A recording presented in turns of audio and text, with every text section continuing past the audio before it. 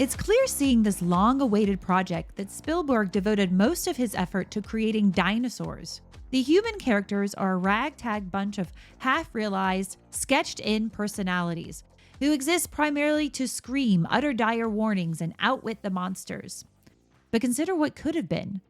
There is a scene very early in the film where Neil and Dern, who have studied dinosaurs all their lives, seeing living ones for the first time. The creatures they see are tall, majestic leaf eaters grazing placidly in the treetops.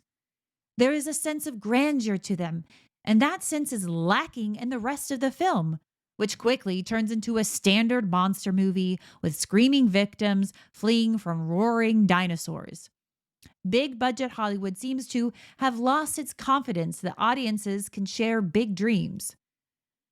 Jurassic Park throws a lot of dinosaurs at us, and because they look terrific, and indeed they do, we're supposed to be grateful. I have the uneasy feeling that if Spielberg had made Close Encounters today, we would have seen the aliens in the first 10 minutes, and by the halfway mark, they'd be attacking Manhattan with death rays. Because the movie delivers on the bottom line, I'm giving it 3 stars. You want great dinosaurs? You got great dinosaurs. And that was Roger Ebert's review from 1993 of Jurassic Park. Hello and welcome to Total 90s Recall. I'm Molly, an actor, 90s kid, and film fan, and I'm joined by my friend Chloe, who is an editor, also a 90s kid and film fan. Chloe, how are you? I'm doing brilliantly, thank you, Molly. And I'm so excited to be talking about movies and T-Rexes on the rampage and wide-shoulder leather jackets. Yes, and it's our first episode. Exactly, our very first episode. And we're talking about a big one, you could say, between my time on the set as an actor and Chloe's editorial eye or ear for story. We're bringing insider knowledge to answer the questions as we rewatch these 90s movies. Were they really as good or bad as we remember? And let's get to our guest, because on Total 90s Recall, not only is it going to be Chloe and I, but sometimes we're going to be joined by our industry friends who work behind the camera. So they're able to give us a little further insight on which films age like fine wine and others maybe more like milk. And today on our first episode, I'm very excited to say we have Russell Darling. Russell, how are you? I'm good, Molly. Thank you. It's nice to be here. Nice to see you, Chloe. I think I was invited to the wrong podcast, though, because I worked on the Jurassic Park sequel, not this one. So, yeah, some mix-ups there. Yeah. Spoiler Yeah. alert, Russell. So Russell is a London-based creative technologist who spent 22 years blending film craft and code. He worked at Industrial Light and Magic, that's ILM for those in the know, on Jurassic Park sequel, The Lost World, as he already told you because he spoiled it. And he also worked digital cameras for the Star Wars prequels. Cannot wait to do those episodes. And he was a contributor to the Oscar-winning Ex Machina. Currently, he's exploring new possibilities with AI. Aren't we all? So we're very excited to have Russell. How's everybody doing? How is everybody as we talk about Jurassic Park? No, I'm good. I'm excited to talk about it. It's been a while since I've immersed myself in the world of dinosaurs, I think, but ready to kind of relive some memories, both watching it and actually getting inspired by it. So I think this is great. I know. I felt like this was kind of one of the perfect movies to start off the podcast. So let's kind of, to Russell's point, let's refresh our memory. So this was released US wide on June 11th, 1993. In the UK, it was released on the 16th of July. It actually had a dual premiere at Leicester Square and I am going to apologize to my Welsh friends in advance, Carmarthen, Wales. It actually saved a historic cinema. Did you guys know about this? No. So there was this historic cinema in Wales, and it was going to be torn down or replaced by some god-awful mall. And this woman that was in the, there was like kids theater and community theater being done. She contacted Steven Spielberg, as one does, and asked if they could premiere the film there. He didn't get back to her for weeks. He called her like the day before it was going to be torn down, and they premiered. He said, "You can do it, but it has to be at the same time as Leicester Square," which most films that premiere in the UK, if you see it, it's 90% of the time at Leicester Square. And so they saved the cinema. And there's actually a film called Save the Cinema. I think it premiered on Sky here in the UK. So there's a little tidbit for you. As I mentioned, it was directed by this small director, indie director. I don't know if you guys have heard of him, Steven Spielberg. This was his 12th film. This was the one after Hook and right before Schindler's List. So this came out the same year as Schindler's List. Screenplay by Michael Crichton, based off his book, and David Cope, starring Sam Neill, Laura Dern, Jeff Goldblum, Richard Attenborough, Bob Peck, Martin Fierro, B.D. Wong, Samuel L. Jackson, Wayne Knight, Joseph Mazzello, and Ariana Richards. Multiple award nominations. It won all 3 of the Oscars it was nominated for: Best Sound Effects, Best Editing, Best Visual Effects. It was nominated for some MTV Movie Awards when they actually were not, MTV Music Awards were actually pretty cool back in the day. It was nominated for Best Villain for the T-Rex, Best Movie, and Best Action Sequence. It lost Best Villain. Again, I should have given you, do you guys want to guess? I would never have guessed this. Do you want to know who it lost Best Villain to at the MTV Movie Awards? It's not someone from Schindler's List, is it? I was going to say, but it should have been. I think that would be the winner, obviously. But it just feels really inappropriate for the MTV Movie Awards. Well, this is true. Yeah. It lost Best Villain to Alicia Silverstone in The Crush. Oh. Yeah, you should see Russell's face. Well, considering I haven't seen it, so, Okay, let's get to it, guys. So the log line for this film, according to IMDb, was an industrialist invites some experts to visit his theme park of cloned dinosaurs. After a power failure, the creatures run loose. So, Russell, do you remember where you were the first time? Like, I'm asking Russell, my friend, not Russell, my VFX expert. I want to know, Russell, my friend, do you remember where you were the first time you watched Jurassic Park? I can reveal that, but I don't want to reveal my age. So I want to deflect by saying, first of all, I have 2 problems. First of all, that log line, it wasn't a power failure. I mean, come on. It was an intentional hack. Think about it. And I mean, come on. And second of all, the cast list, there's an obvious missing name from that, which I thought was really interesting. Who? Steven Spielberg, think Raiders of the Lost Ark, early opening scene. Chloe? The slimy lawyer goes to see, the dig site or whatever they're at, where they're, digging for the amber. And the person that greets him is Alfred Molina, who played the slimy guy that steals the statue. Yes.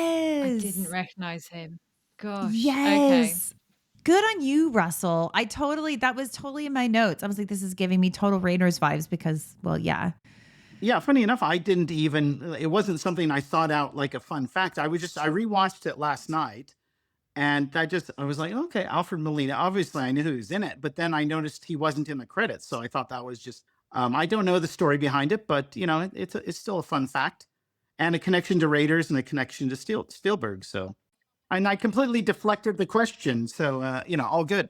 I know. I saw that. So I'm going to go to Chloe. Chloe, where were you or what did you think? Maybe you didn't see this right away. What did you think the first time you saw Jurassic Park? Well, I have a tale of woe in that my parents wouldn't let me see it in the cinema. They said it would be too scary for me. And I kind of thought that was the point.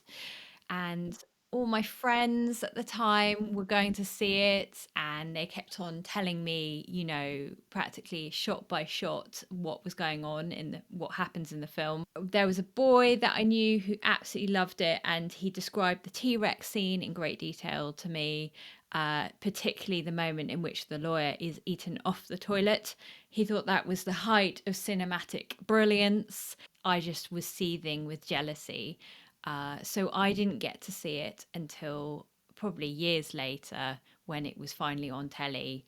But I think that's kind of testament to how good the film is because it's still incredibly memorable and enjoyable as a film, even on the small screen. And I definitely felt that when I watched it again this weekend, that it still really kind of captivates you. So that's my sad tale, but maybe one day you'll get to see it on the big screen. Okay, so our mine is very similar to Chloe's because I was 10 when this came out. And so yeah, I wouldn't have been able to see it in the theater. But I definitely remember it was definitely like a blockbuster night. I do remember seeing it. I'm like, oh my God, these dinosaurs are so cool. Ebert would have thought I was uncouth because I thought it was amazing. And to your point, Chloe, it was like it's a testament to the film because everybody was talking about it. Everybody's like, you got to see this film. You got to see this film. And I remember like I watched Entertainment Tonight a lot as a kid. Every night, I think it came on at 7 o'clock. I would watch it and they were like talking about it a lot. And so why are we talking about it on Total 90s Recall? And it's because it was such a blockbuster. And it's because it was a visual effects stunner at the time. It won every visual effects award it was nominated for. It's had a lasting cultural impact and legacy, which we can get to later. But also, that's why we have you on here, Russell, to give us some insight on this. I don't know where we want to take this. I think first I want to ask Russell, like if we're looking at this from just a visual effects expert, does this film hold up, do you think?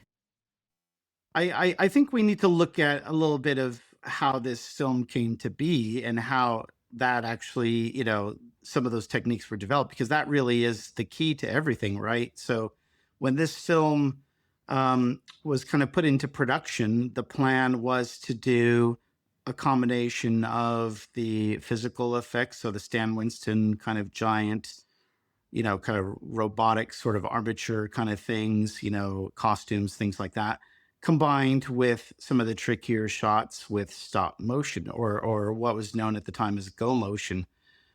So go motion is the, still frame by frame sort of manipulation animation of smaller kind of really precision puppets, but the go motion creates the motion blur. So that's sort of the difference between movies of that era and something, back in the day with like Ray Harryhausen, Clash of the Titans, where you have really kind of stuttering sort of figures. And so Go Motion sort of solved that problem.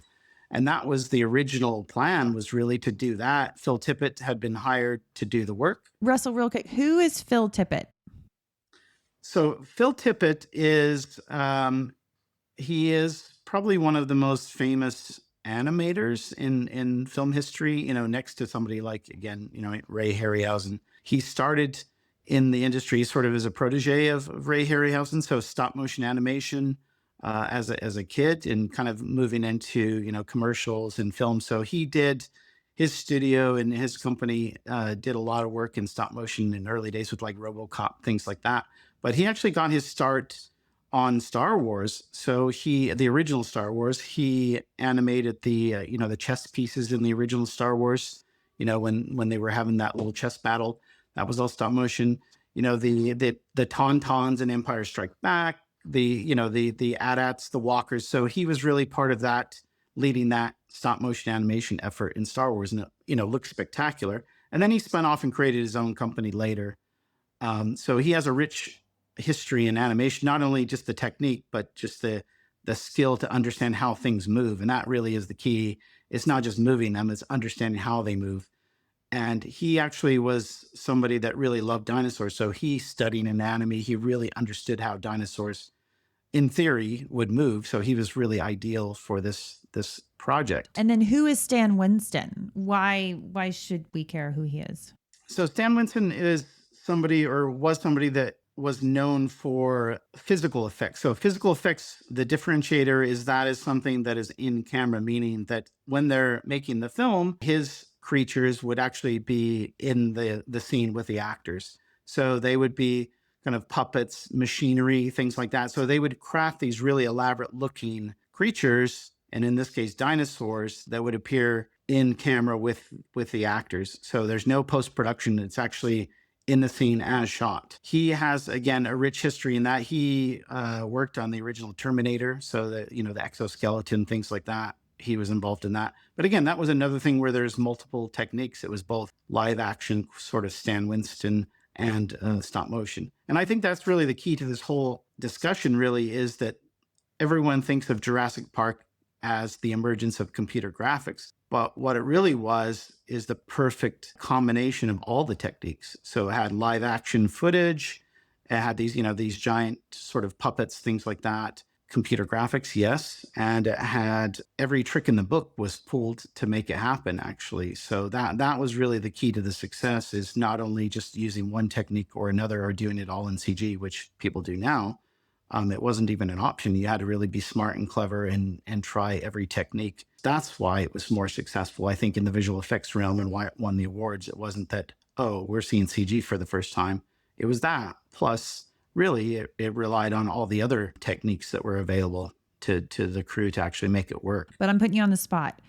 Does the effect still hold up today? Yeah, for the most part, yeah, 100%. I rewatched it. I rewatched it in 4K on my home system, and yeah, it still holds up, because the key is really, yeah, you have to compare that against the standard today. And if, in many ways, just because of the reasons I mentioned, because some filmmakers aren't as disciplined, they don't use every trick in the book. Things today actually look far worse than Jurassic Park, and it's not because of computer graphics; it's because of the talent and the initiative that actually is producing those images. It's really not the same. So yeah, most definitely holds up, and it's really a lesson in using every discipline, every art kind of technique that you have, every creative aspect of your production toolbox, let's say, and then you have something that really will stand the test of time. So I so want to come in and say I really agree with you on that. Like, I feel I watched it. I didn't watch it on the best screen or anything, but watching it this weekend, I really do feel that you can't. There are times where you cannot see where the animatronics end and the CGI begins, and I find it very convincing. And I think, I mean, I want to talk in a little bit about the T-Rex scene, because I feel like that is the absolute, kind of crowning glory of the film.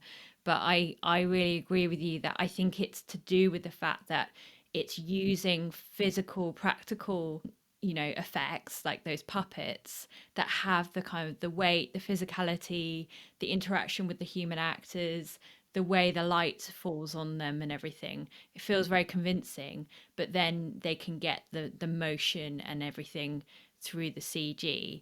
But as you were saying, it was animated by someone who really cared about thinking about the motion of those animals. And like, from what I understand, they did go out and research and look at zoo animals and try and work out how would a dinosaur move, extrapolating from real life animals. yeah, that's right. That's right. I mean, Chloe, I think you nailed it right there, and it really is all the elements. So it is the cinematography, it is the lighting, it is the choices that are made, it is the kind of movement. So it's the combination of having the talent pay attention to all these things to deliver this performance that really lands. And I think that is absolutely the key to the whole thing.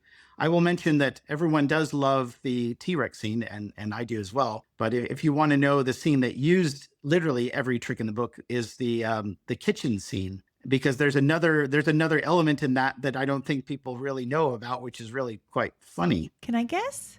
Yeah, go for it. Is it the reflection? Well, I mean, that's a sort of a storytelling camera technique. So it's Okay. not that, but no, it's related to the creatures, the dinosaurs. Is it that they had actors actually in like performing as dinosaurs? They couldn't figure out how to do the movement of them, so they actually kind of got the animators in suits. I read something about how they had to like join the Screen Actors Guild because of that or something. Well, they couldn't do certain shots probably very well, so they literally had men in dinosaur suits. So the two raptors that come through the door are actually guys wearing dinosaur suits. Like, it sounds cheesy, but if you have the right people and the right creativity, the Stan Winston Studio crew that actually not only built those, but two of the people are actually performing. Maybe those are the ones you're speaking of that had to join the union. Yeah. And then it has sort of some insert shots with some sort of puppets for some close-ups, and then it has shots where like the raptors jump up on the surface, and that's CG. So it literally is one sequence that does all the techniques. Everything looks consistent. It's not like you suddenly say, "Oh, that's one thing or the other." I honestly, even me, I didn't realize that the men in the dinosaur suits for the longest time. I really didn't. It didn't call attention to me, which is good. It's successful. It shouldn't. It's kind of funny because I think these days, if you suggested that on a film set, people would be like, "What? Are you crazy? Let's just do it CG. It's easier." But something that I found was really interesting in my research is when we're looking at the cast list, there are a lot of names that had been going around, but they chose the three leads because they were not as well known. So they wouldn't be as much money because Spielberg wanted to spend so much money. Like he needed the money for the dinosaurs. He's like, I want my dinosaurs. Like that's the story. And I need that money for the dinosaurs. So I need to get less expensive people. And then, obviously I think this helped make a lot of those people's careers. But now I think we both said is that it's kind of the opposite is like, let's get really expensive people and then we'll just add the CG. We'll just do it in post. We'll figure it all out. There's just so much stuff. If you were to look at it in 10 years or even stuff that's from like 10 years ago, that doesn't look as good as Jurassic Park. And that's because they're like, we'll just add the smoke in their cigarettes. We'll add the breath coming out of them. And it just doesn't look as good. So without making a mini part series, which I think maybe we will, maybe that will be our first total 90s recall about the economics of VFX. But can you talk a little bit about like kind of the cost of VFX and why this film was unique. And then even later in your career, you worked on Lost World and the Star Wars prequels and just kind of talk about what you went through and how you saw that kind of evolve. Yeah, I don't. Well, I actually can't speak to the budget of Jurassic Park.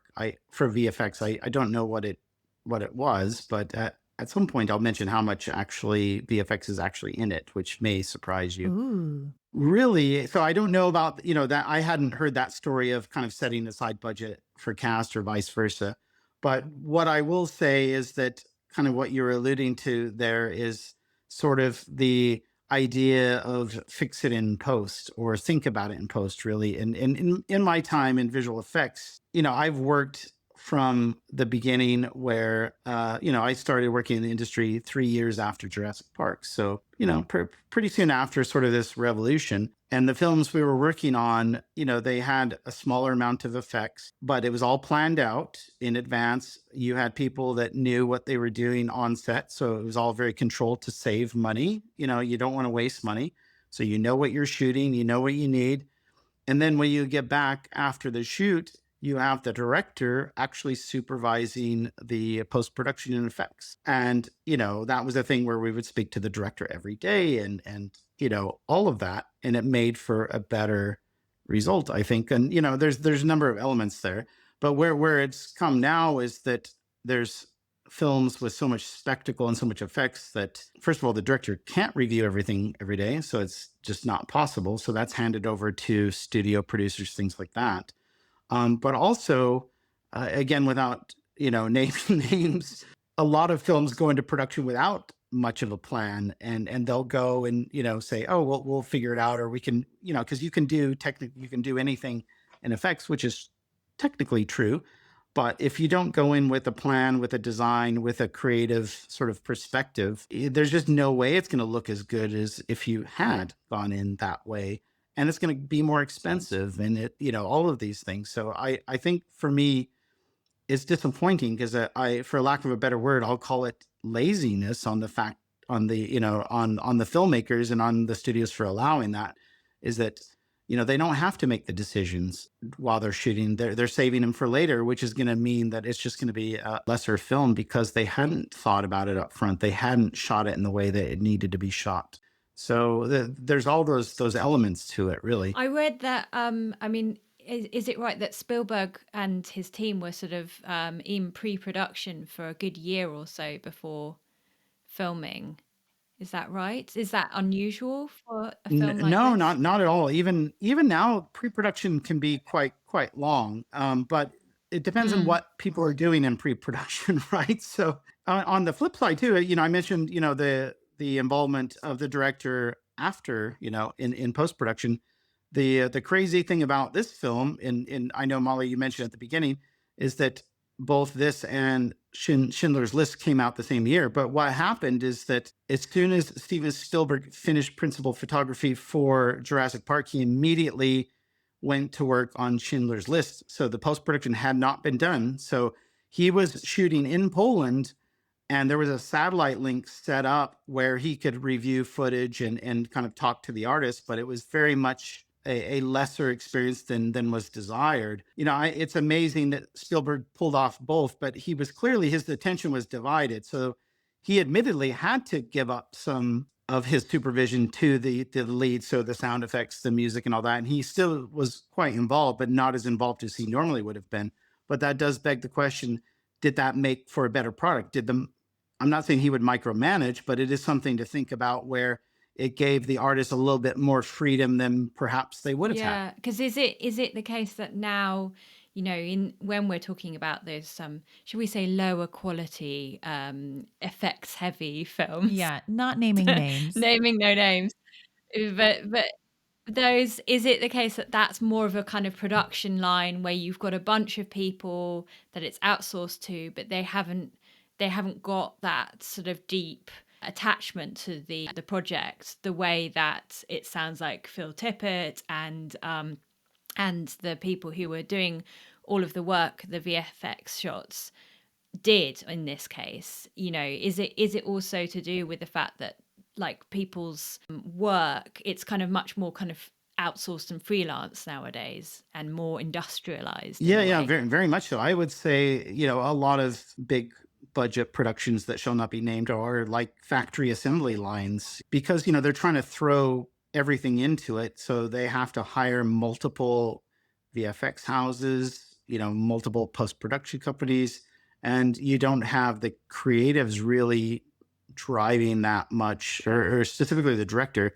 It's just physically impossible for them to kind of direct the film in the same way, because a film is not directed just during the principal photography. It is the entire film. And I think it's really telling when the director really isn't directing the film anymore. Once the photography is complete, it's sort of in the hands of the studios and the post-production sort of executives and directors of the production houses, rather than the director, the person with the creative vision. I don't know particularly how you solve that, though, because there seems to be this idea that bigger, flashier, more is what people want. I would question that idea, but there seems to be this idea out there. So they're just throwing everything into it. It's all about scale, spectacle, and all that. And it's sort of created a system that, it's just really hard to figure out how you manage that well.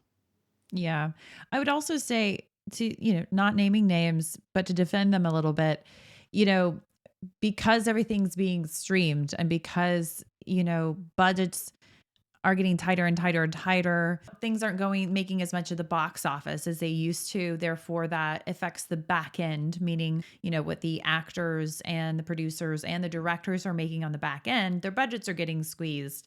And so when you're looking at where am I going to squeeze, they're thinking, oh, well, we can just squeeze on the VFX and, on the CGI, because, computers are better now and it'll look fine. And we got to get this out. All of what you're saying, both of you, makes it sound to me like what's so great about Jurassic Park is that it's a very crafted visual experience, and you've got these people physically making puppets, you've got these people putting a lot of time and thought into the animation of the CGI effects. And yeah, I think, to your point about streaming, I actually searched after watching the film to see whether or not the streaming version that I watched on Amazon, I'm sure it's available through other streaming services, but I actually was thinking, have they gone back in and have they gone and touched up the effects? Have they modernized the effects? Because they have done it with other films. But as far as I can see, no, it is the original version that was out in 1993. And it that's why it looks so good. I wonder whether or not I could talk about the T-Rex scene and why I think it's so good. Let's do it. Our MTV Movie Award nominated scene. I mean, they were right. They were on the money. I mean, I think, it's so memorable. I think everyone kind of really, it's the storytelling as much as anything. It's the fact that it starts with those distant, barely heard rumbles, and you see the ripples in the water, on the glasses in the front of the vehicles. And then you kind of see the children kind of looking. You get a shot through the night vision lenses, and you see that the goat has disappeared. And so it's such a kind of, I mean, it's a classic thing, but it's basically the goat, Chekhov's goat, in that we saw it earlier, and now we don't see it. And then they go, "Where's the goat? The goat's gone." And then thunk, we see the goat's sort of bloody, dismembered leg landing on top of their car. And then it kind of builds from there. And I just think it's so clever, I think, particularly because they chose to set it at night. It works on a kind of storytelling level because you're thinking, oh, I can't see very far. So instantly you're kind of on edge. But it's also obviously help with kind of the blending of the CG and the puppets, because I think I'm right, Russell, that they did create a partial puppet of the T-Rex. Is that correct? Yeah, that is correct. Something interesting about that sequence, just to kind of tie into what we were talking about before. So there are two sequences where the planning, talking about again, the planning for shooting those was done well in advance.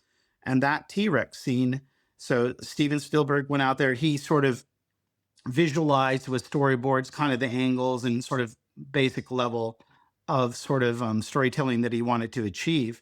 But then that was handed over to Phil Tippett. We're talking about pre-production here.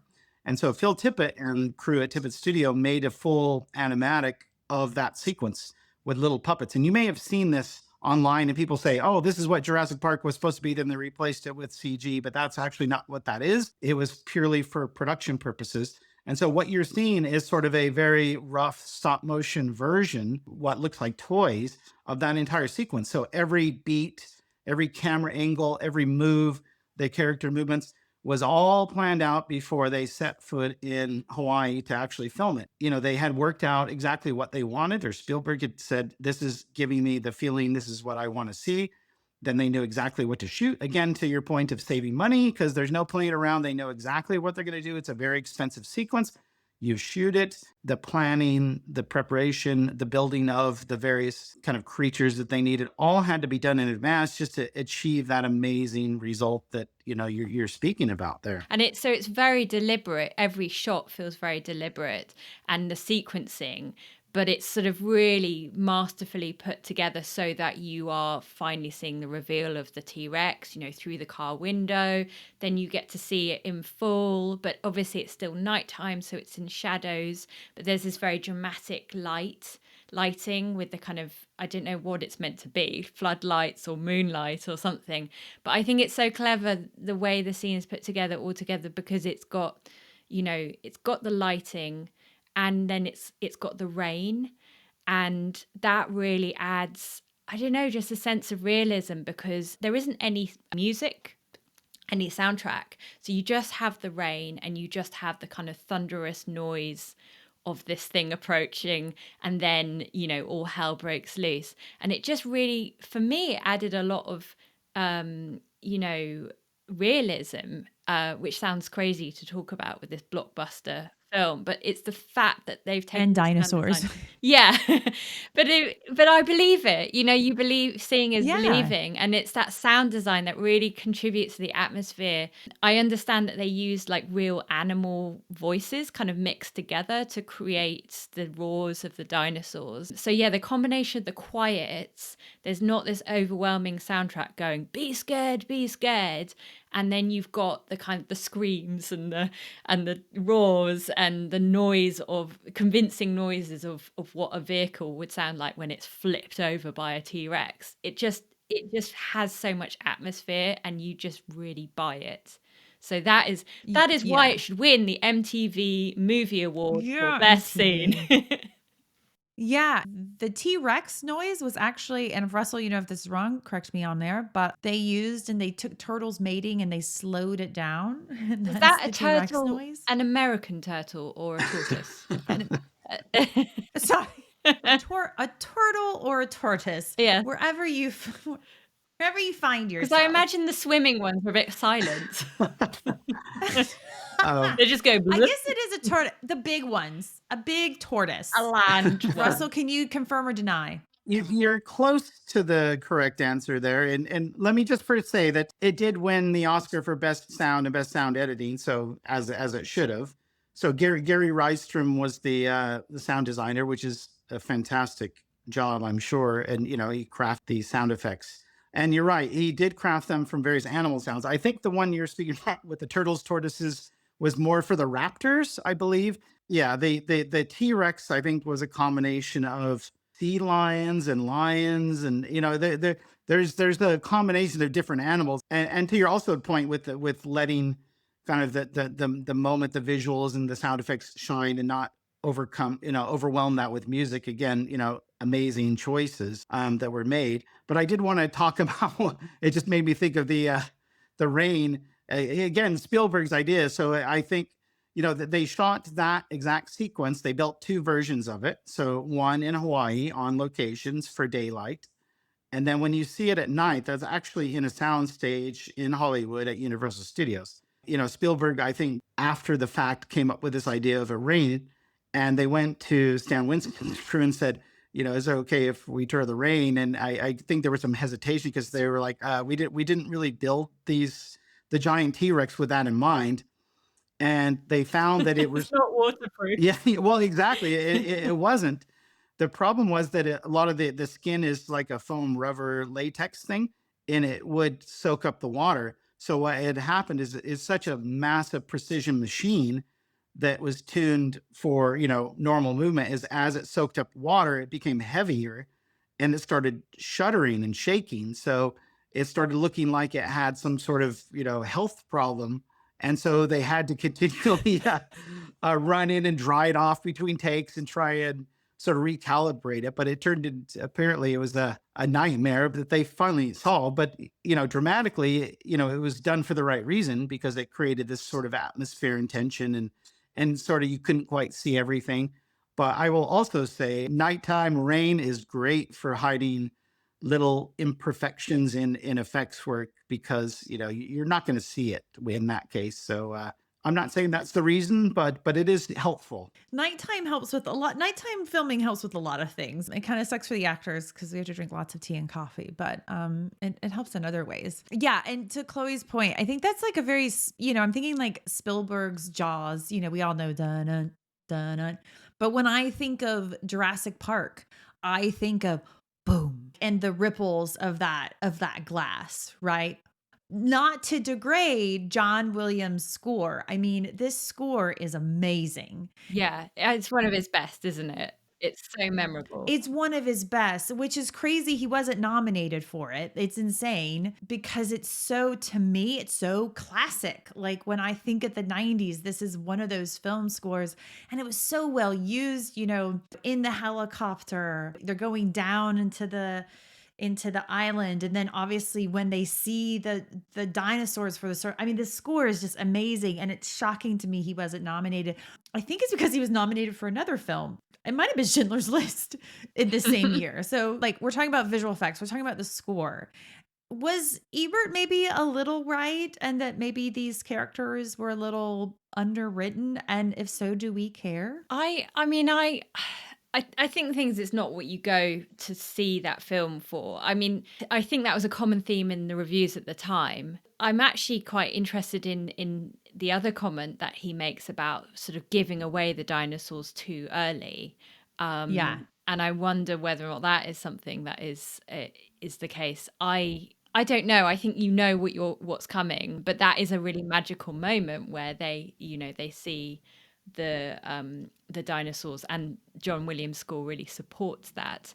I mean, I don't I don't feel like they're the worst written characters, but I think partly what it is if they hadn't had good actors to really kind of ground those Yeah. ground the characters and add a little bit of subtlety and a little bit of depth to the performance, then yes, you can imagine they might have been quite sort of stock in trade characters. The plot with Ellie wanting a baby, I feel like that is sort of slightly put in there to add to the theme of new life being developed, and also perhaps helps to set up an emotional journey for Alan Grant, who played by Sam Right. Neill, so that he can kind of then, he doesn't want kids, he's not interested in spending any time with them, doesn't even want to sit in the car with them, and then of course ends up, having to rescue them and spend a whole day and night with them,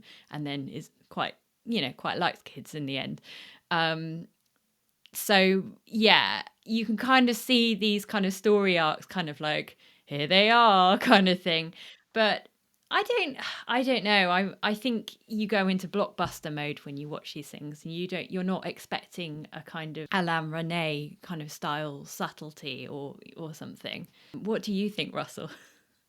was going to say, I didn't read the book, but I did read some comparisons with the book, and it was interesting to see that the characters were a little bit different. You mentioned there how Alan Grant, in the film, he's like he doesn't like kids, but apparently in the book he loved kids, and also I think there was a different dynamic with the relationship between him and Laura Dern's character.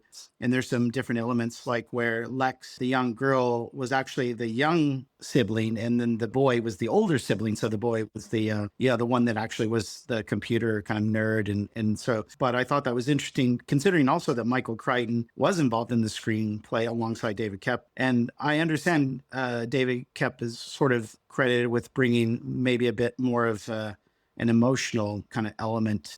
Did either of you read the book originally? Yeah. So at first I called him David Cope. It's David Koepp. But I don't yeah. know what's right, by the way. Okay. Well, we'll fix it. We'll fix it in post, guys. Yeah. So apparently Michael Crichton wrote this, but he very unusually was like, I've written it, sold the rights. He always originally, and he told Steven Spielberg, you can have the rights, but then, as agents do, his agent got involved. It was like, no, you need to put this up for auction. And it kind of put a bad taste in Steven Spielberg's mouth, but he eventually got it, obviously. But yeah, no, Crichton was very much like, nope, you can just take this film and, take the story with it. But I think it was Spielberg who was like, no, we need you involved, because they started getting into the script. And there actually was a woman involved at one point, who was a co-writer on Hook. And I feel bad that I have forgotten her name and I did not write it down. But her script to Spielberg just wasn't the right direction. And so and that's when they brought in Cope or Koepp. We'll figure it out.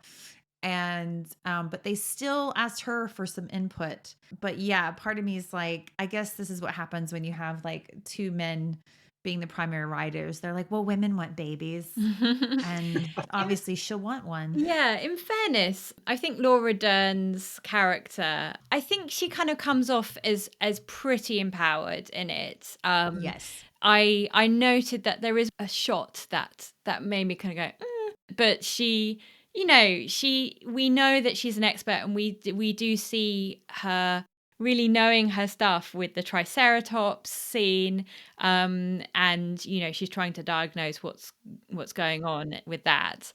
And yeah, I feel like she's kind of pretty well portrayed. But yeah, there is this moment in the helicopter where we kind of have a scene that a shot that begins with her bare legs kind of framing the shot, and I was sort of a bit like, what?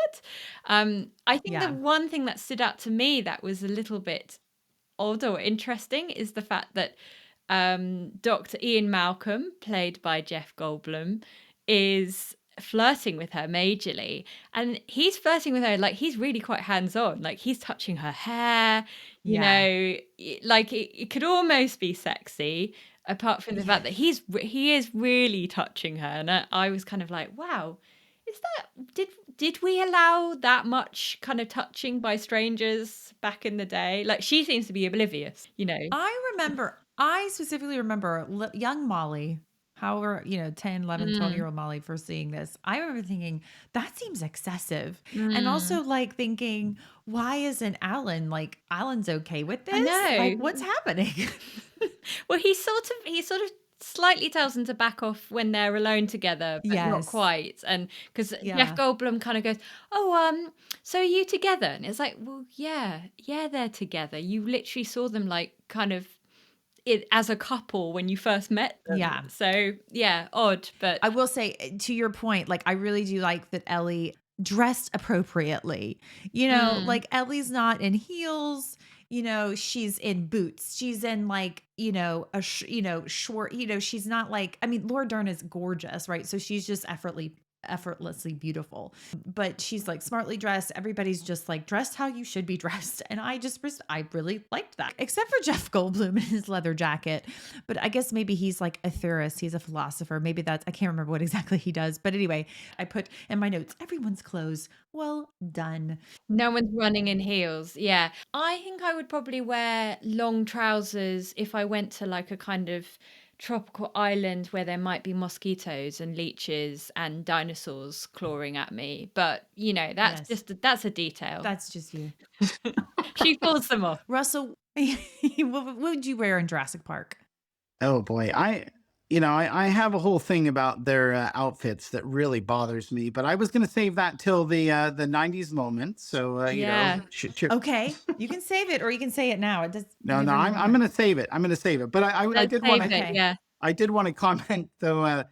Talking about their relationship, which was interesting. And again, this is maybe where the screenwriting wasn't entirely successful because I was reading that they were trying to push for a more kind of professor research assistant relationship, but they're also in a relationship. So it's a bit vague and loose, but Yeah. then they are. So I think to me that's sending mixed messages because you can kind of say, oh, they're just a very close research team. But then it turns into like, yeah, they're dating, but he's so casual about it. Yeah, it was very odd about how he's sort of defending his relationship there. Yeah. His territory. And also he's 19 years older than her. Yeah. I think maybe he's just meant to be a scientist. As someone who has spent a lot of time in the company of men of a scientific bent, I would say that might just be scientists. But not to. We still love them. I want to say one other thing about Ellie, and I think when she does go into the underground shed where the power supply is housed, very inconveniently. Um, it's staged like a horror movie, isn't it? And at that point, it just really gave me strong Alien vibes. I was intrigued Yes. to see that James Cameron actually did want to direct it, and he had a plan to make it really nasty. Okay, I feel like we're on the edge of our most worst and awards section. Anything else we want to talk about, like in general about the film, things we liked, anything else about the VFX, any trivia that we found fun? I just want to talk about one thing which I feel is very kind of resonant and keeps on coming up in today's world online, and that is Dr. Ian Malcolm's his chaos theory theme, which comes up a lot. I feel like maybe Michael Crichton had been reading about chaos theory and is really keen. I don't know what you think about it, but he's always being given monologues about chaos and how you cannot control these powerful forces that are ancient and primordial, and if you meddle with things that you don't understand and try to play God, then it will all blow up in your face. And that famous line, I actually copied it down so that I could quote it. Life will not be contained. Life breaks free, expands to new territories, and crashes through barriers. Life finds a way. And I think that we have seen that coming up as a meme a lot in recent years. And I think it's people are kind of finding that very resonant because we're living in an age of politically powerful billionaires. The Richard Attenborough character, they are not, thankfully, as far as we know, trying to create dinosaurs, but they are trying to create life in the form of artificial intelligence. And I think that that idea of plutocrats with more money than sense, or thinking that they can play God and that they can control different elements in the world, feels very pertinent to us now. But maybe that's just because of my own perspective. What do you think? Well, I think all the billionaires didn't create a dinosaur park because they saw Jurassic Park and they're like, that's not a good idea. I think they just look too difficult. Yeah, it looks too hard. No, I think you're right on the money. And it is like life always finds a way. And I think one of Malcolm's many purposes, and again, his character in the book was much bigger, but he should be foreshadowing Malcolm. That should be his middle name. He is telling the audience, like, chaos is this is a film about chaos. Like, that is Malcolm's purpose, is to tell the audience this film is about chaos. And Malcolm's whole point is like, he's the one telling the audience what's going to happen. He's the one saying there's going to be chaos. He's the one saying these dinosaurs are going to start breeding, therefore more chaos. And then the whole, like, clearly billionaires haven't figured out the dinosaur part, so they're doing AI and going into space. Russell, what do you think? Yeah, on that point, it's really interesting is if you think about, irresponsible billionaires at the end of the film, John Hammond says that, oh, next time I'll get it right. So even after the death, destruction or whatever, it's more like he's more interested. It's like, okay, I'm just going to do it again, but I'll fix these problems, and not really kind of taking it in that, all, the gravity of the situation, the death, the destruction, the chaos, is it really a good thing? He just seems oblivious to that, which I think rings really true today as well. To your point, Chloe, it really does. Yeah, the kind of hubristic nature of these powerful people who have outsized amount of power compared to their common sense. I think the other thing is that it's and this is probably less intentional, but I was watching it and thinking, I feel like it's a film about the dangers of automation and centralized systems.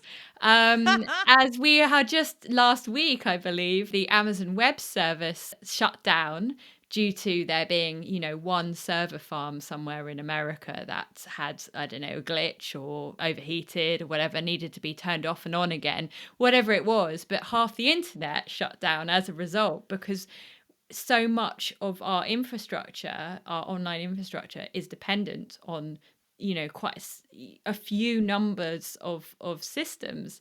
And so in this, the self-driving vehicles really needed an override function on the off chance that the power goes down and you're being chased by a T-Rex. And, the main nerve center, they actually get locked out of it due to malware. There's all these things, and you sort of think, this was made in 1993. We did not realize that this would be a problem that we're encountering regularly. The idea of like things being hacks. We have so many hack attacks now on big companies. M&S in 2025 was shut down for months. You couldn't buy a pair of M&S knickers online. You had to go into store. And real quick for our American audience, what's M&S, Chloe? Marks and Spencer's. You don't have M&S in America at all. We don't. I love Marks and Spencer. What a benighted nation. I guess maybe the closest would be Target, Russell, maybe?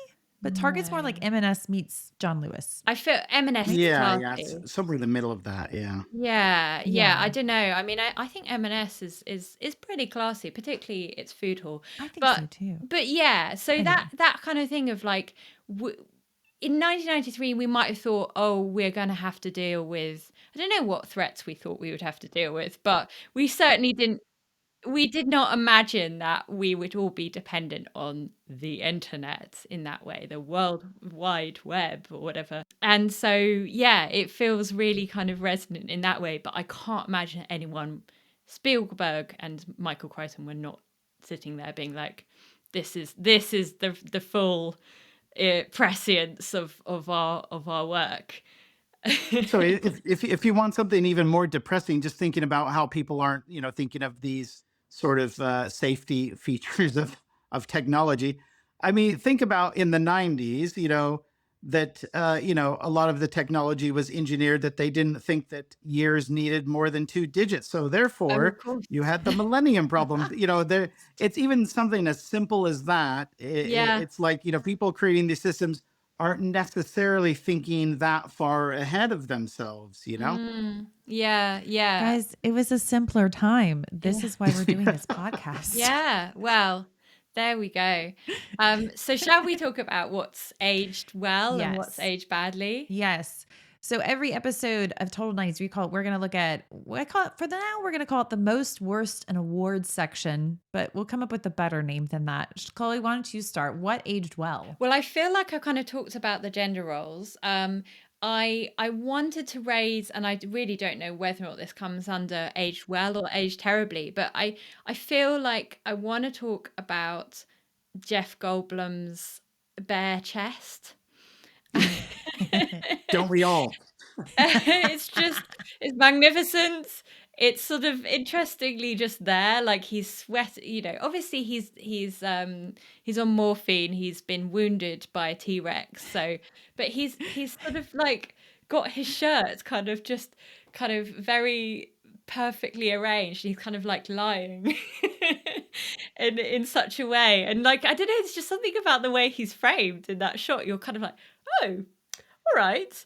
But I'm gonna go with it's aged well because I find it kind of sexy, and I feel like maybe child Chloe found it sexy on some level as well. The other thing I would say that I think is very interesting is that the dinosaurs are capable of changing their sex thanks to frog DNA. So basically, what I'm saying is this is a film with transgender main characters. Yes. And I feel like that would get comments nowadays. Uh-oh, this is dangerous territory. It's gonna get This is dangerous territory. But that's what I'm saying is like how backwards we've gone, because actually there were films in the 90s which had, I think positive portrayal of trans characters and so on. But now we're at a stage where it's gone rightward, and now I think it would be controversial. It would be considered trying to brainwash the youth of today. So I felt like that had aged well in a strange way. So for Chloe, Yeah. it's gender roles, sexual orientation, and Jeff Goldblum's hot chest. Russell, what aged well for you? I would say what aged well is sort of what we spoke about before. It's really the filmmaking craft and really doing it the right way. It's bringing talented people together, and doing it right, really. So that's aged well. And also, strangely enough, it's the effects, because it is really using the best, but also using something that had never been done before, but making it work because you had the right people behind it that made it happen and believed in it and wanted to kind of create something that really serviced the story. It's not trying to showboat. It's really more that the story would benefit from this, so they wanted to make it happen. Yeah. I would say you two have already said it, like the VFX and the gender roles and just like, yeah, I think those are things that age well for me. But let's talk about like what aged terribly. I'll start off with that. For me, this is connected to my next question, most 90s moment. But what aged terribly is hacking / technologies. First of all, I'll say what aged great. Again, like the hacker is female. But like she's hacking, quote unquote, but they're like these bubble files. So it's clearly like very visual hacking for the audience, right? And then, oh my God, Wayne Knight's character, Dennis, his like, when like, everything shuts down and the I love that, computers. That's though. like, I'm like, oh boo. Or maybe that's just very 90s. Anyway, what about you guys? What aged terribly? But just a quick note on what you said there. That software that Lex was using was real. Was it real? Yeah, it's a real piece of software from the Silicon Graphics machines, which were actually used to render the dinosaurs. But that's not the point. And all she is doing is navigating the file system, but it's in a visual way. Yeah. So like each of those blocks is like a directory or a folder. That's all it is, but it's a real piece of software. That's so funny. Yeah. There's no hacking required. Uh, But yeah, I don't think that aged well. What do you think, Russell? no, no, no, no, no. It didn't age well, but I mean, I would say that you compare that with films that went a bit kind of really fantastical, like Hackers, or some of those era films where the computer, you're flying through the microchips, and the microchips are cities, and this and that. So I think it was probably the right way to do it, but obviously, today you could do something better, but I don't think it hurts it too much. It is kind of funny though, because you're like, what is she doing? I'm not sure, but I don't think I have anything that where it aged terribly, but there are things that I feel are very 90s. And Yeah, let's go to that. so, yeah, I mean, I think number one, smoking in the office. Samuel L. Jackson's character, at one point, he's framed very much, kind of very glamorously. I hate to say it, don't smoke, kids, but he is sort of backlit, and his smoke is curling up as he grimly tries to figure out how to deal with the system shutdown or whatever, and he's kind of furrowed browed and everything, and he looks very cool, but it's also very odd to think that everyone would be sitting around smoking in front of their computers. It's just very discombobulating. I feel like this is a theme that will come up a lot in our series. um And yeah, I think to your point about hacking, I loved all of that. I want to give that awards for how 90s it is, because it's an artifact from the era. And I was reveling in the boxy Apple computer monitors, the CG models of the DNA strands. And I also love that when Lex gets into the automated vehicles, she goes, "It's an interactive CD-ROM. That's so cool." And then I thought to myself, why am I laughing at Lex? When I was her age in the 90s, I was quite excited for when we got MS Encarta on our computer. And I was very happy to look up like really boring articles on my boxy monitor, just because it was an encyclopedia, but on screen. Like the excitement of being able to open links up or whatever, it was very exciting. So yeah, I think actually an interactive CD-ROM is very cool, and it has a touch screen. instead of a boring book, you have animation. So of course that's going to be better, right? Yeah. So I'm with her on that. And I also love the fact that when she's ribbed about her computer, her interest in computers, she goes, "I'm not a computer nerd. I prefer to be called a hacker." And that feels very much of its era as well. Like clearly they're like, what is the cool lingo for for computer, nerds?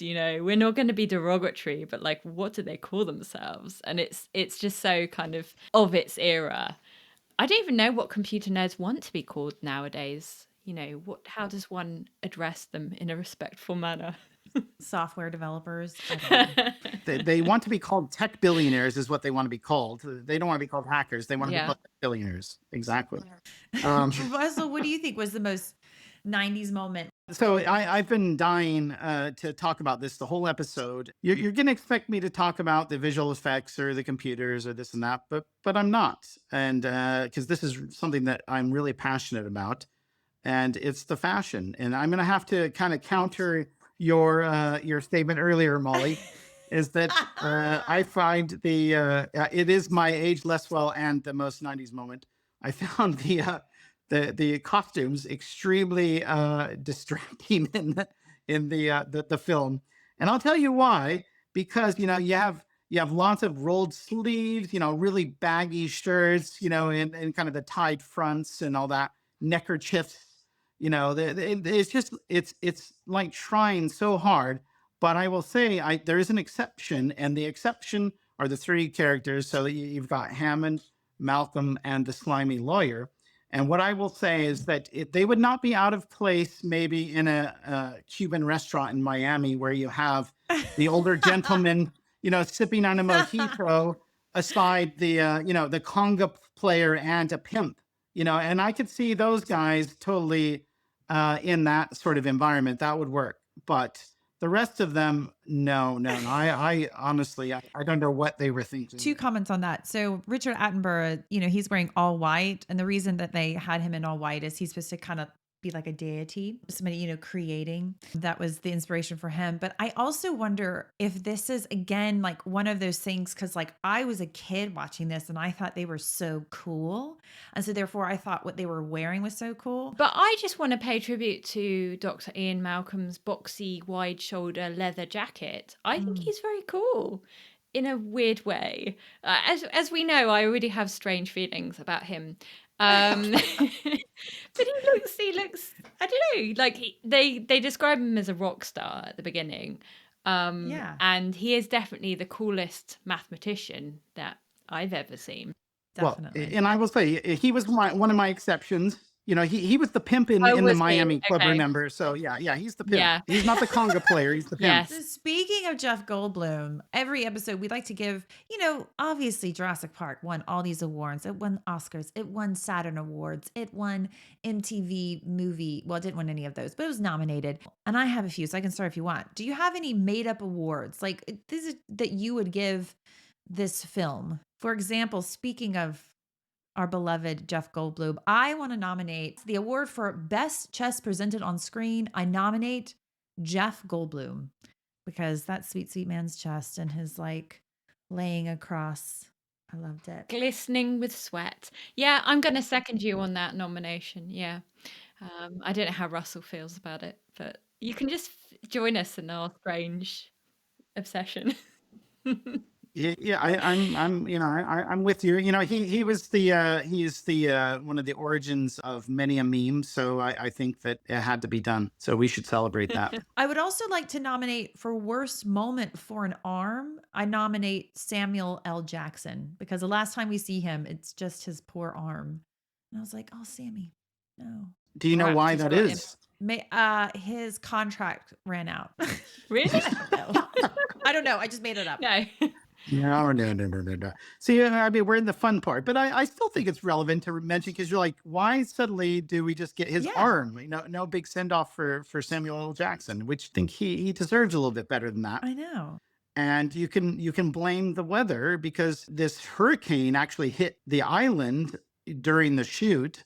So a real hurricane. And there's even some footage in the film of the actual hurricane. I think Hurricane Irene, something like that. And the problem is that disrupted filming and they ran out of time to actually do his actual death scene. So that was all you were left with is the arm. It's the fault of a hurricane, really. It is a good reveal. It is a good reveal. And something real quick, not to distract too much, but like this is 1993 and I should look this up. Where is Samuel L. Jackson on his trajectory?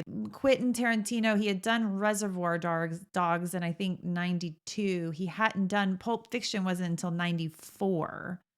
Right? So was he still like just kind of a gigging working actor, but not quite the Samuel L. Jackson as we know him today?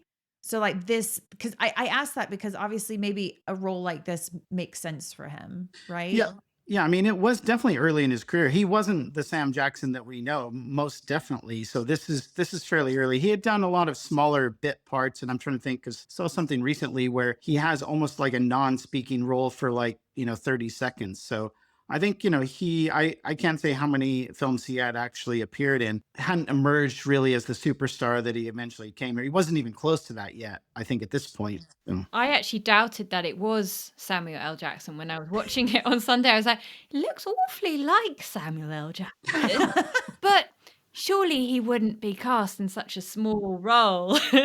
And then looked it up again. I was like, oh no, it really is. But I think that's real quick to talk about Sam Jackson is like, to me, he, even though he's in a small role, he takes up the space in that role. Well, he's Like his smoking. my eye is on him, Mm. my attention is on him. So that's just like a testament to like him as an actor and him as a presence, even though it is a small role. And he's not, the Samuel L. Jackson yet that we know and love. But I don't know. Chloe, do you have any awards you want to give Jurassic Park? Any nominations? Yeah, I so I'm going to say the funniest death. So this is actually the thing. When I was 7, all the boys love this scene, so it's in tribute to them. It is the death of the lawyer. I believe he is played by Martin Ferrero. Forever in our hearts. He, like a coward, abandons the children and runs into a toilet and basically hides in there and then cowers. And then the T-Rex comes storming over and basically just eats him off of the toilet. And you can imagine how that is absolute, like the brain chemistry of a 7-year-old boy. That is the most amazing cinematic Yeah. scene in history. It's dinosaur plus toilet. It must be the greatest thing ever. So you feel like Spielberg really knows his audience. So that's a great scene, and it is kind of funny. And for me, the best dinosaur, it is T-Rex, but I'm going to also give it to a runner-up prize to the venomous dinosaur, which is called Dilophosaurus, because she kills the irritating villain. And I was so Yes. relieved. I was so glad that she and we sort of see his vehicle kind of like, wobbling as this thing mauls him to death. But she looks cute to begin with, and he's like, "Oh, you're not so bad. You're not so horrible as like the other ones." And then she kind of goes with her kind of frill. And then lastly, I'm going to give the True Grit Award to Bob Peck's character. He's called Robert Muldoon in the story, and he is the gamekeeper, the warden. And he's Yes. the one who's figured out that the velociraptors are super smart and that they're kind of like, plotting. He is trying to cover Ellie when she's trying to escape to get to the power supply. And then basically he gets trapped, Mm-hmm. and he's so impressed by the velociraptor kind of sneaking up on him because he's kind of like a master hunter, that before this thing kind of strikes and kills him, he kind of goes, "Clever girl." And I love that. Like he's impressed before he's savagely mauled to death. So, that's how you've got to go. That character could totally be talking about like, writing characters and stuff. I will say that character could be totally cliche, like a total asshole and just be like, these dinosaurs aren't worth anything. They're dumb. He actually respects the dinosaurs from the Yeah, beginning. And he's like, no, he we respects must them more than yes. the others. Yeah. Yeah. So I don't know. There's one for the writing. Russell, do you have any awards? You don't have to, but do you have any awards you want to nominate Jurassic Park for? Yeah, I think a couple, talking about, favorite dinosaurs. So my best dinosaur or favorite dinosaur award goes to the little baby raptor, that comes out of the egg, in the beginning. One of the Yeah. reasons is that it's sort of like, oh, you're like, oh, this is amazing, the miracle of birth and science and all that. But then, the question is asked, what species is that? And it's, a raptor. And so you realize this cute little tiny thing, is something that's going to turn into a vicious killer. And, so I think it's the whole complete spectrum, a little baby to, vicious killer, all in one character there. So yeah, really kind of fun. And then I was going to give, and I don't know what, I'm open to name suggestions, but I'm going to call it the best Two-Face award. And I don't mean that as somebody that's not who they are. It is more about the fact when they were filming sort of near the end, the scene where they're escaping the lab and they're climbing through the ceiling, if you remember that, where they've gone up the Mm-hmm. ladder and the ceiling tiles. The raptor jumps up and sort of knocks the tile loose and Lex falls through, if you remember that. And then, she gets yanked back up before Yeah. the raptor gets her.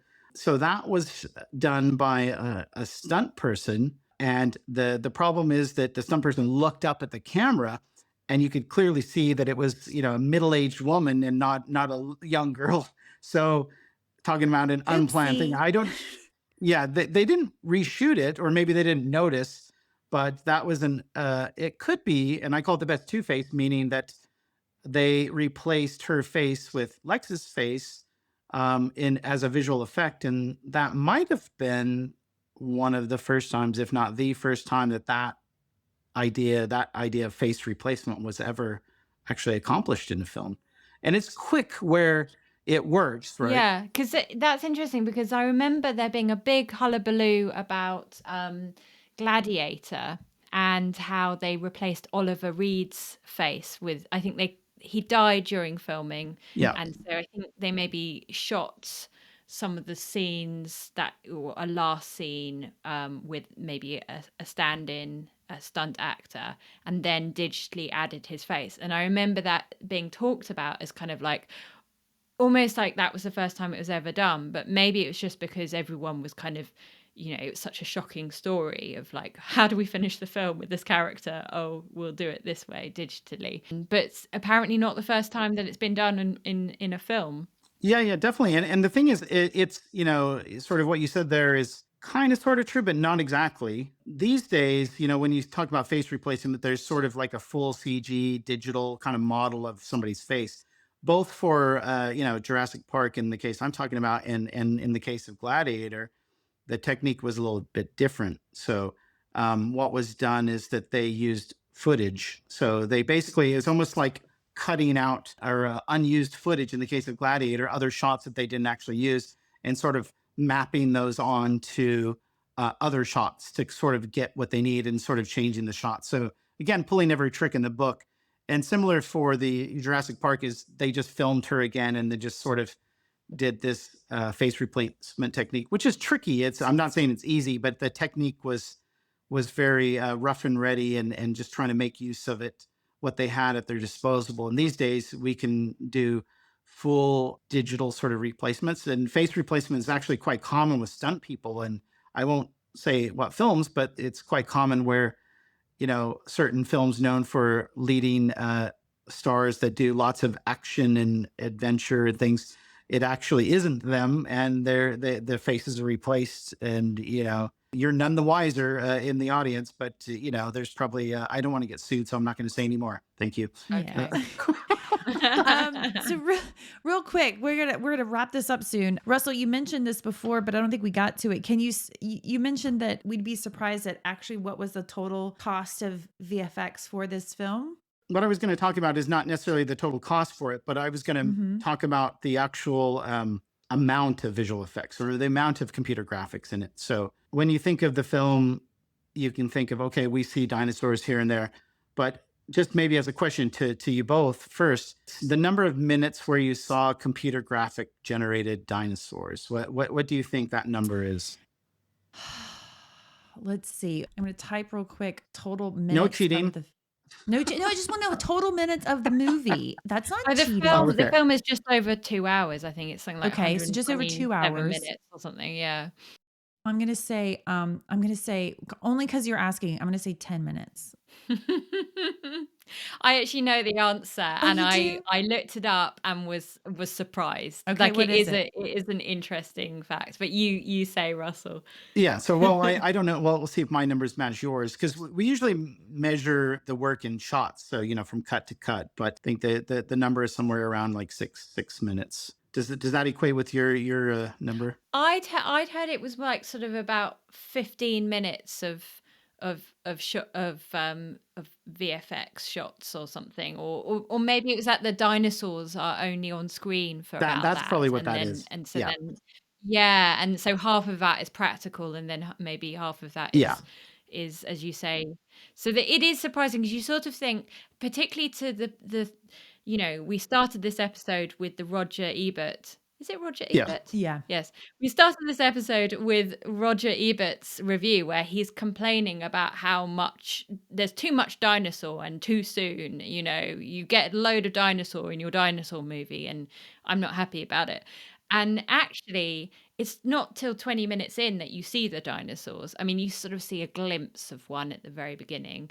But and then as you say, there's only 6 minutes of actual CG Yes. dinosaur, and probably only a quarter of an hour of actual dinosaur.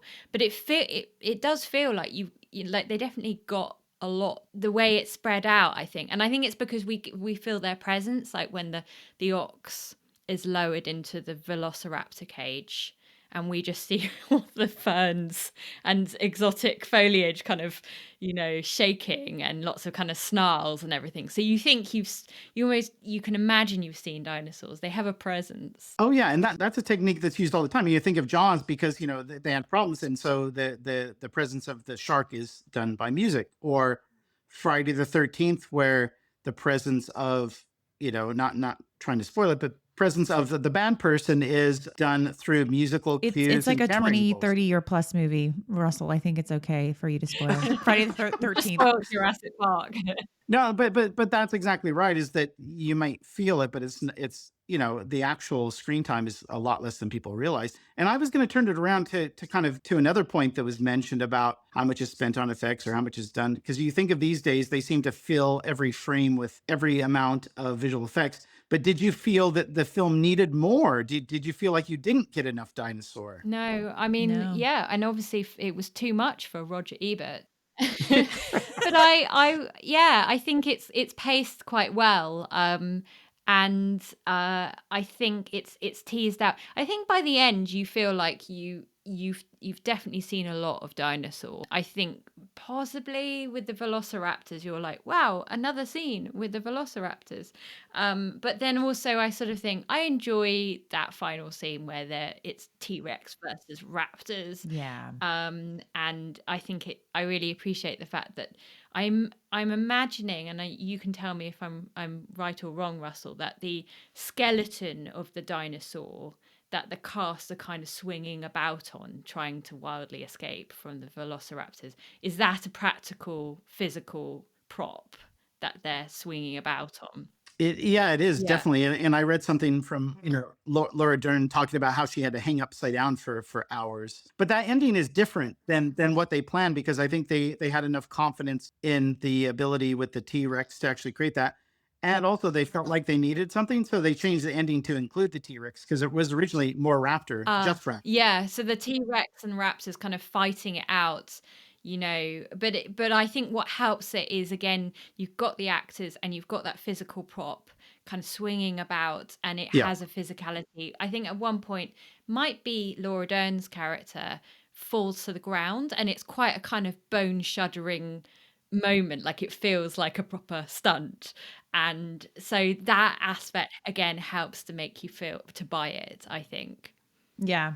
I love how they in the end, the T-Rex, who was the villain most of the film and was nominated for worst villain, actually ends up saving everyone in the end. Okay, as we wrap this up, would anybody want to give any recommendations? If you like Jurassic Park, Chloe, is there a film that you want to recommend to someone to I watch? have actually a couple. One is a very different film tonally, but has some similarities. So, Monsters from 2010, which is, I want to say, is it Gareth Edwards? Is that the director? I've got that Yes. right.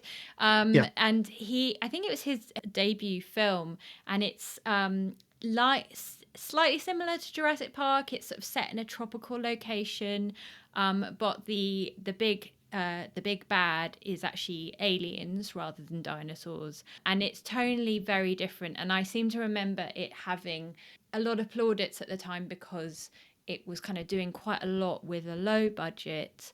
And you barely, it takes a long time to see the threatening things in the distance, but it really kind of teases it out. But it's kind of more of a kind of character study with a kind of action adventure kind of narrative. And then the other thing, if you really like Jurassic Park and want more of the same, I was trying to think of what has come out in recent years that is true to the spirit, and it's not quite the same, but Jumanji: Welcome to the Jungle, so the second Jumanji film, is really Oh, fun from what I okay. remember. It's more of a comedy, but it's got a kind of, action adventure capers in the jungle kind of thing. And the kind of the really fun aspect of it is that these teenagers have been kind of sucked into Jumanji the game, but it's a video game this time rather than the board game like in the first film and the picture book, and they get body swapped. So it's basically a body swap comedy, and it's very funny. You've got Jack Black basically doing his best impression of a teenage girl trapped in a portly man's body, and it's very funny in that sense. Russell, do you have any recommendations? Yeah, well, first of all, good shout on Monsters, Chloe, because yeah, Gareth Edwards has a VFX background. He actually did, I believe, that entire film himself as far as the effects, and it was very much a shoestring budget. I went on to do one of his films, Godzilla, the one with Bryan Cranston. So I worked on something that he did, which might have been the film that he did after that, and that was his big budget sort of break. Anyway, great film. Yeah, good choice. But I was going to say that I only have one answer for what you should see after Jurassic Park, and that is the Lost World Jurassic Park. And also I would expect an invitation back to this podcast, because it came out in 1997. I think it fits the criteria. So I think it's the only answer, really. Great. Mad respect, Russell. Well done. And it is definitely a future episode. And we definitely will have you back. No question. But I like the hustle. And I like the plugging of the show. Well done, Russell. 8 points to Russell. 10 points to Russell. Okay, final verdict, people. Is this a good watch, a comfort watch, a skip, or like so bad it's good watch? I'll go first. It's obviously, I think it's a good and a comfort watch. No, I'm just gonna stick to one. It's just a good watch. Like if you just want to have a good time, you want to see like a tight movie, have a good time, don't think about it, watch the original Jurassic Park. I'm gonna second you on that. I actually don't find it a comforting watch. No, I took that away. It's genuinely nerve-wracking. Yeah. The T-Rex scene is genuinely scary. But I think it's a great movie. It's one of the greats of the 90s. It would go in my time capsule of, just great blockbuster films. I think it, now I know so much more, thanks to Russell, about how it was made. It just deepens my admiration for it. And so, Russell, what's your final verdict? Is this a comfort, a good watch, a skip, or it's so good, it's so bad, it's good? Well, no, it's definitely a good watch. You just have to ignore the fashion choices, and then you can really sit back and enjoy yourself, I think, over and over again. So yeah, it's very rewatchable. Well, Russell, thank you again so much for joining us, giving us all your good little insights and all the goodies. And yeah, we will definitely be having you back, regular contributor Russell Darling. Thank you so much. And I'm Molly. And I'm Chloe. And we are Total 90s Recall. Please like and subscribe wherever you get your podcasts so you know when new episodes come out. And since we are a new podcast, ratings greatly help our visibility. So if you could give us a 5-star rating wherever you listen. And we are here every second and fourth Thursday of the month. So we will talk to you next time. Enjoy the movies. Bye.